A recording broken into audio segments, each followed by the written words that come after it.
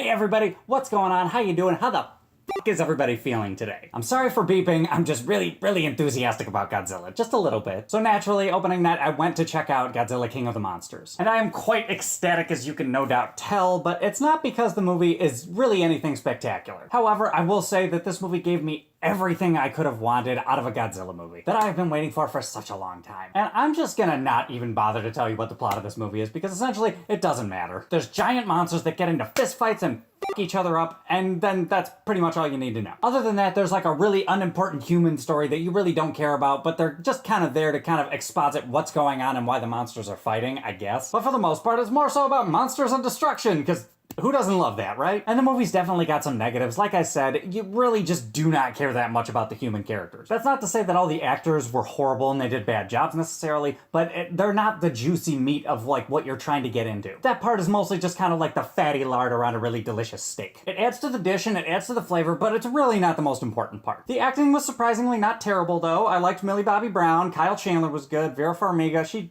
kind of tried, I guess. And Charles Dance is just his typical Tywin Lannister-y self. I will say though that honestly, I really did like Bradley Whitford's character because he was a bit of a snarky dickhead from The West Wing, and he kind of did that in this movie, and I miss that. Thomas Middleditch was kind of useless though. He had some comedy bits that he was trying to do in the movie, but just ultimately didn't work. And as usual, Ken Watanabe is really good because he's Ken fucking Watanabe. But besides all the random human elements, this movie is just fucking gold. You saw death, destruction, and giant kaiju just kicking each other's asses and being really intimidating to the rest of the world. You got to see some old faces like Ghidorah and Godzilla, and then you got to see some new faces like monsters you haven't seen before. And I thought that was a healthy mix. Like, they showed you some monsters that you're familiar with and that you can like root for, but then there's some other monsters that you're like, I don't know what those are, but let's see what happens. And I love the way that the movie ended. That was a lot of fun. The whole third act of this movie is just batshit insanity. And I won't go into detail, but I like how they made some subtle references to Mothra and like some of the history behind that. And this isn't anything you haven't seen from the trailer, but I like the way they mixed up Rodan a little bit because they turned him into like kind of this weird like magma monster almost, which was kind of cool because historically that's not part of the character, but also Rodan's nest was always inside of a volcano, so I thought that was kind of a cool change. It didn't ruin Rodan, it just enhanced it and made it seem that much cooler looking. And I absolutely loved the music. This movie's music just hit me right in the feels because I could very readily identify a lot of the like original themes from the first Godzilla, but they also updated it and changed them up enough to the point where it was something slightly fresh and slightly interesting. Maybe just repackage it for a newer audience, which I was okay with because like they took the original theme and they kept it there, but they either added some slightly electronic-ish shit to it, but they didn't overdo it, or instead of that, sometimes they would take the original hook from an original piece of music from one of the older movies and then just make kind of a larger orchestral sound behind it. So they basically just